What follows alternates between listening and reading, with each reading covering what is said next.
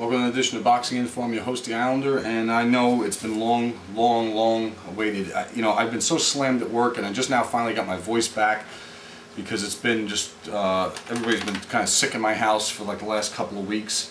I couldn't even barely talk last week, but in any event, I want to go over some fights that have happened since I did my last show, and one of them I preview, which I'm going to go way back when, which is the unification fight at 108 pounds between Giovanni Segura and Yvonne Calderon. One of the things that I said I thought that Calderon would win the fight by decision, and there's a lot to be learned from this fight. And one of the things to be learned from it as I get to my channel, because I want to make sure I address some comments that were made on the channel too, is that a good boxer will always beat a good slugger or a good brawler, always, with a couple of notable exceptions. If the supreme boxer, shut the hell up over there. What the hell is wrong with YouTube? You press pause and it just keeps going, keeps playing videos. Anyway, the supreme boxer, if the supreme boxer, who's got the most talent in the world, like Yvonne Calderon, is one outsized and seriously outgunned, meaning he cannot hurt the other guy and the other guy can hurt him, the result that happened is going to happen on occasion, and probably more often than not. So this is a candidate for Fight of the Year because Segura came forward right away, made Calderon fight his fight. Calderon unleashed everything he had to offer, exchanged with Segura, and eventually Segura each round broke Calderon down. The thing that surprised me is I didn't get to see this fight live. I saw it the next morning, people uploaded it. One of the things that actually surprised me about this was that I could not believe it was an accumulation of punches that finally sent Calderon to the canvas, and he stayed down for the 10 count on his knee. Great win for Segura. I'm not going to say it's the end of the road for Calderon, but at the same time, this wasn't foreshadowed, but you could see that his fights with Hugo Casares and in his more recent fights, he's been getting hit more and he's been getting hurt more. And this all added up to Segura just putting forth a non-stop effort to just maul and cause him to work at an extremely high work rate in order to get this. This was the thought process behind, and Max Kellerman made this suggestion probably about 5 years ago, when Arturo Gatti was being absolutely decimated by Floyd Mayweather. Max Kellerman alluded to the fact that at 140 pounds, not 147 pounds, he thought that Ricky Hatton, coming off his win over Costa Zoo, the activity would be too taxing for somebody like Mayweather. Well, as we know, at 147 pounds, Hatton couldn't really function as he could at 140. Not that it made a difference who won the fight, but it's the same and the other thing too is that Mayweather has firepower coming back at Hatton. The other example in history, if you look at the way this was, a brilliant defensive technician, Willie Pep. There was nothing Willie Pep could do that would hurt Sandy Sadler. He hit him flush. He hit him while his back was turned. He couldn't hurt Sandy Sadler. Sandy Sadler was a bigger fighter, a more powerful boxer, and was able to walk Pep down and walk through his punches in order to cause him to fight his fight, and won 3 out of 4 by brutal foul-infested knockouts. Lost probably one of the prettiest boxing matches in history to Pep in the second fight. Same thing with Segura and Calderon. This is the difference. Calderon could not hurt Segura. Segura eventually wore Calderon out. Alright, that brought us to the following weekend, in which Vladimir Klitschko defended his title. And much to my chagrin, I actually did get to see this online. ESPN3.com, if you subscribe on your DSL or cable network to one of their approved carriers, you got to see this fight. Vladimir Klitschko took on Sam Peter in a rematch of their 2005 fight. If I would have previewed this fight, I would have told you I expect Klitschko to win by a knockout within the first 5 rounds. I'm sure most of you are saying, yeah, right, whatever. No, here's the deal. Every time somebody brings up this fight, the first fight between them, saying Klitschko should, Peter should knock Klitschko out, blah, blah, blah, blah, I always say the same thing. Only watch round 12 of that first fight.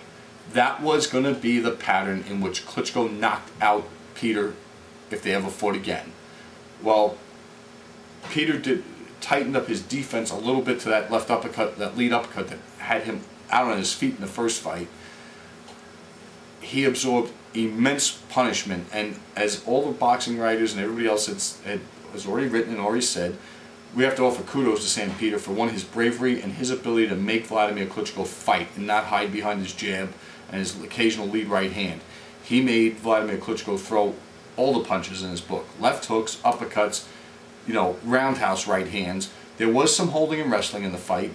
After about the first or second round, we kind of knew the way the fight was going to go, and it became a question in my mind whether or not Sam Peter was going to be able to absorb the beating that Klitschko tossed out to him to make it the whole 12 rounds, like he didn't do against Vitaly Klitschko. So the end became very apparent in about the end of the 6th into the 7th round that it was definitely a race against time whether Peter was going to be able to make it to the end. And the follow-up flurry was as vicious as you'll ever see from one of the Klitschkos, because Vladimir Klitschko knew he had Peter in trouble. Peter was out on his feet for a good 25 seconds before the referee finally started to step in when he went down from vicious combinations and called the fight off without a count, which was smart. He should have called the fight off probably 20 seconds earlier. But it was an excellent win for Vladimir Klitschko against, you know, maybe an A- to a B type opponent, which is Sam Peter, who's very limited, but game and brave, and made Vladimir Klitschko finally fight and defend himself. Alright, that comes to last week's pay-per-view card, which, you know, aside from the main event, I will tell you this, that was probably a card normally worth purchasing and spending money on. Because as I go through these fights, Daniel Ponce de Leon took on Antonio Escalante, in which I would have thought before the fight was a pick'em fight. Escalante, probably the naturally bigger fighter. De Leon, the more experienced fighter against top-level competition, including his losses to Celestino Caballero as well as Juan Manuel Lopez. And everything in between there, too, including a rough time with Jerry Penalosa. That he had an edge in experience. What I didn't expect, I guess, I won't say I didn't expect it, I found it to be the most unlikely type of scenario, was that one would knock the other clean out, like De Leon did to Escalante. Escalante, for some reason, after having moderate success in the first couple of rounds, in which I thought the fight was up for grabs, decided to test Escalante's power, and he got caught with the vicious left hand, and follow-up right, and was laid out on his back. Good win for De Leon. I'm not going to dismiss his chances against Juan Manuel Lopez, and I'm going to tell you why. One, I think that De Leon now has a super duper respect for Lopez's power. The better technical fighter obviously is Lopez, but the thing is, there's no way that the two of them are going to get into the ring and Lopez is going to get out of the ring without tasting De Leon's power at least one time. He did in the first fight. I think that he just happened to catch De Leon before De Leon got on track. Kind of like Tommy Hearns used to have to get on track. Tommy Hearns used to develop a rhythm, and the same thing with De Leon. He has to develop a rhythm before he gets fighters into his range and the ability to lay out power shot after power shot after power shot. And he didn't do that in the first fight against Lopez. He couldn't do it. He was on the seat of his pants and when he got hit with the first right hook, and he never recovered from it. So I would still favor Juan Ma Lopez, but you know, look, Lopez has looked very shaky in his ability to take shots in his last fight or two, or last 2 out of 3 fights. I even thought Stephen Luevino caught his attention in the 6th round of their fight, but neither here nor there. I think that a second fight with them is going to be everything we thought the first fight should have been. Over a longer period of time, because I think that De Leon probably has a better respect now for Juan Ma's power, and I think Juan Ma is beginning to lose respect and lose consciousness of his defense, and he still has to get past Rafael Marquez in November anyway. So a very solid win for Ponce de Leon. Next up, vicious Victor Ortiz trying to erase and exorcise the demons from the last time he was at the Staples Center in his crushing 6th round kind of quit-a-thon against Marcos Maidana, in which both of them were up and down on the canvas. taking on former champion Vivian Harris. Vivian Harris has not looked good of recently, and this was more of a measuring stick kind of fight, and the Vicious Ortiz came through this with flying colors.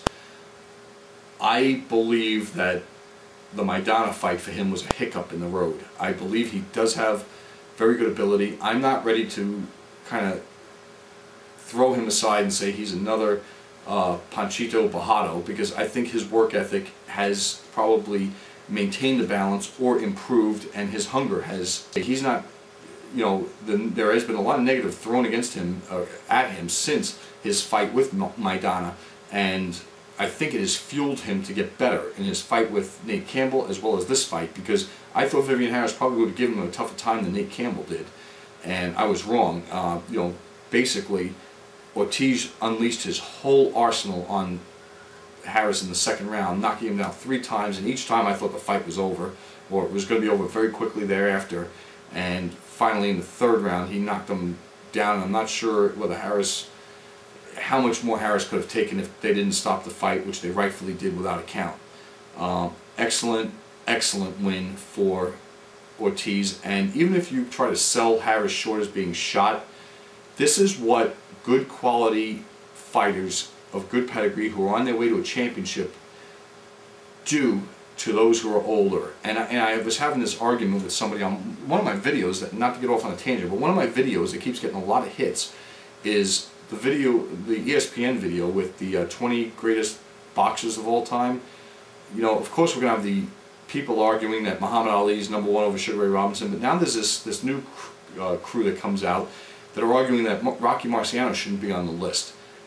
And one of the things that I always mention with Marciano is this: 49-0 has stood the test of time. No opponent that Marciano fought ever could come back and say and argue that I really won that fight, there was controversy involved, this, that. No. They were all beaten to a pulp. Nobody ever claims victory against Marciano. Nobody. There were 49 real victories. Nobody was controversial, and nobody was robbed. He beat them. He didn't just win, he beat them. But anyway, we're off on a tangent because of Victor Ortiz. One of the things I always point out is that if you look, they say Marciano didn't fight anybody. Well, he fought Joe Louis, and Joe Louis was well past his prime. He was you know, way past his best fighting years, no doubt about it. But Marciano knocked him out in the 8th round. The only other time Louis only lost 3 times. Max Schmeling by a 12th, when he was very young and green, by 12th round stoppage, when he didn't respect Max Schmeling. The come out of retirement decision loss to Ezra Charles, you know, a Hall of Fame fighter, and after Ezra Charles lost the title to Walcott, and Walcott lost it to Marciano, you know, before Walcott lost it to Marciano, Louis fought Marciano on his way up, and this is what championship caliber boxers who are up and coming do with the old champions who don't belong in the ring with them. They dispose of them as fast and as concrete as they can. That's what Marciano did to Joe Louis. Not that it would have happened in his prime, and the same thing with Victor Ortiz, because Vivian Harris in his prime was a very dangerous fighter. He's a shell of himself now, and Victor Ortiz did what he was supposed to do with him. All right, excellent win, and these were excellent matchups in the sense that, you know, I thought Escalante had about a 40 to 60% chance, maybe a 50-50 chance of winning against Ponce de Leon. I thought Vivian Harris had probably about a 25 to 30% chance of winning against Victor Ortiz. And there is, you know, basically the contenders who are on their way to titles or back to titles showed that why they're here, and these guys who were once here are now sliding. Very good wins for both of them. And that brought us to the star of the evening, Saul Canelo Alvarez, taking on former undisputed welterweight champion Carlos Baldomir. Now, if I would have previewed this fight, I would have thought Alvarez by a unanimous decision. He would have outworked Baldomir. He would have outspeeded him because Baldomir is pretty slow. Alvarez isn't really that fast, but he holds a speed advantage. And he would have done enough to keep Baldomir honest and at the same time outscore him. That's what I would have thought. But the thing is, Alvarez was there to make a statement, and he made it. because he heaped a load of punishment on Baldomir. And I honestly thought, as the 4th and 5th and 6th rounds progressed before the knockout came, that Baldomir would be made to quit in about the 9th or 10th round. If any of you thought the same thing, let me know. I thought in the 4th, 5th, 6th round, the pace the fight was going, and the work rate at which Canelo was landing on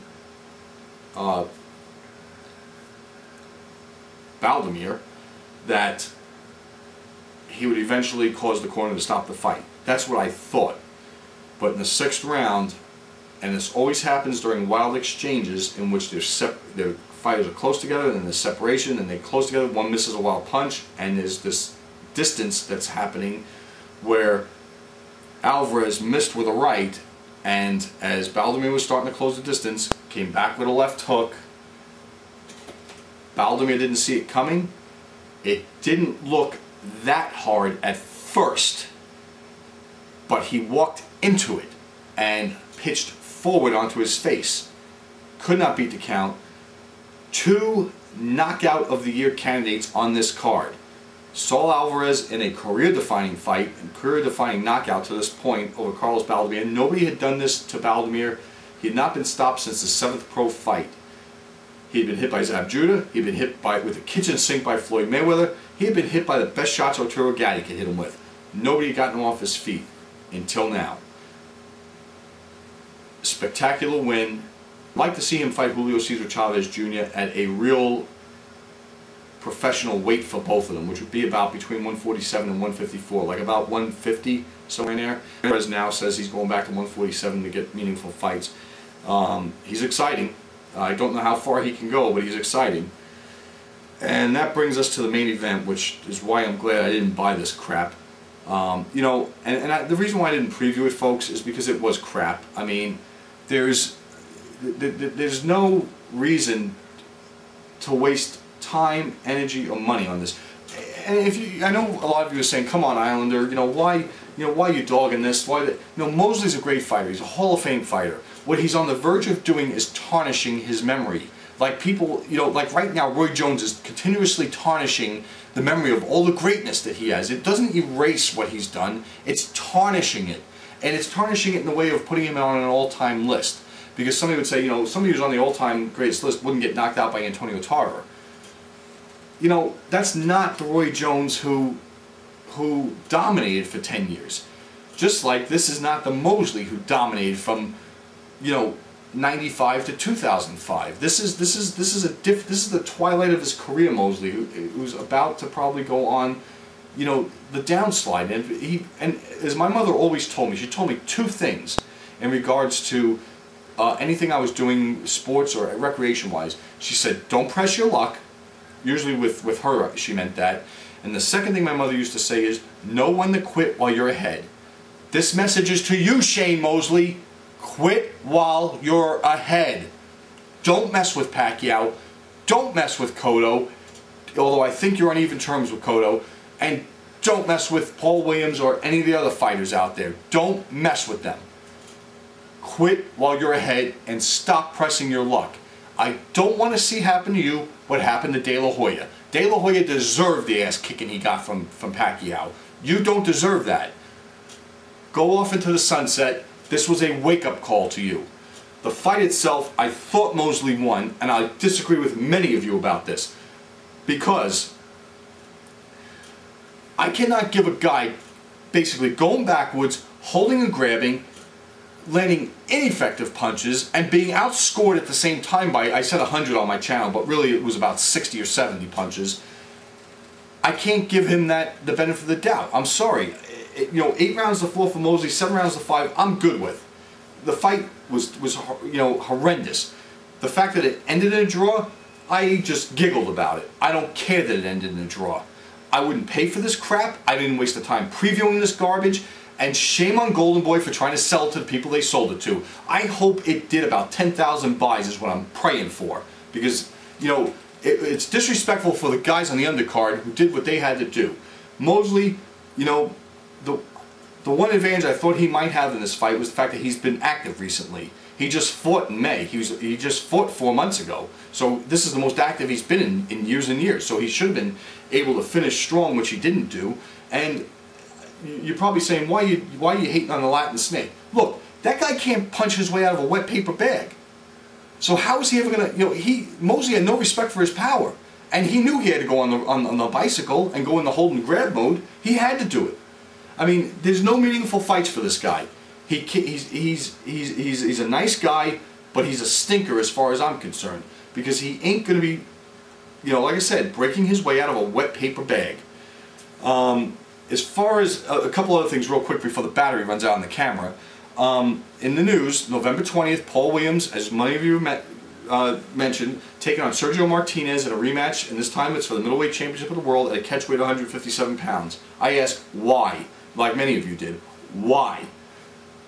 Paul Williams can fight in the 168 pound division. Why are they catching weight at 157 pounds? Is this to weaken Martinez maybe? I mean, I don't know. Toss-up fight. I think if anything, Martinez has probably improved more since their last fight. Although Williams, has had that boondoggle with Kermit Cintron, who incidentally, it's a pick'em fight to me. A great fight on regular HBO. It's going to be November 20th. Also, I'm hearing that Top Rank is having a hard time finding an opponent for Miguel Cotto, and they're unsure of even where the venue is going to be. Whether it's one site is Atlantic City, and another site is supposedly Madison Square Garden. And rumor has it that they are trying to get a fight with Kermit Cintron because another fight has fallen through. I think that'd be a very interesting fight. I take Cotto, obviously, but I think it would be a very interesting fight, and I'd like to hear Cintron's excuses of why he has massive bruises on his face and body after that fight. Also, much awaited, December 11th on regular HBO in Las Vegas, Amir Khan defending his WBA junior welterweight title against interim champion Marcos Maidana. They finally came to agreement. This was a purse bid, and unlike other purse bids where you've asked me and I've told you the champion gets 75%, challenger gets 25%, because Maidana was an interim champion, this was going to be a 55-45 split or something to that nature. And they've worked out a deal. They're going to have this fight. It's going to be on regular HBO. My thoughts initially were, before I saw recent fights, that Maidana is probably going to catch Khan somewhere along the line, hurt him, and eventually maul him to death. I have a different thinking about that after seeing Khan against Koltenic, and after Koltenic fighting against Devin Alexander, and especially after Maidana's fight with Chop Chop Corley. I know he was out of shape. I know he wasn't taking it seriously. I know he was fighting at home with the pressures on him at home. But look, he got hit. He got hit hard in that fight. Khan hits harder than Corley. Khan has longer arms than Corley. Khan is taller than Corley. If everything is equal, look for a fight that looks like Khan against Koltenic. There are going to be rough patches in the fight. I think it's another pick'em fight. I'm leaning towards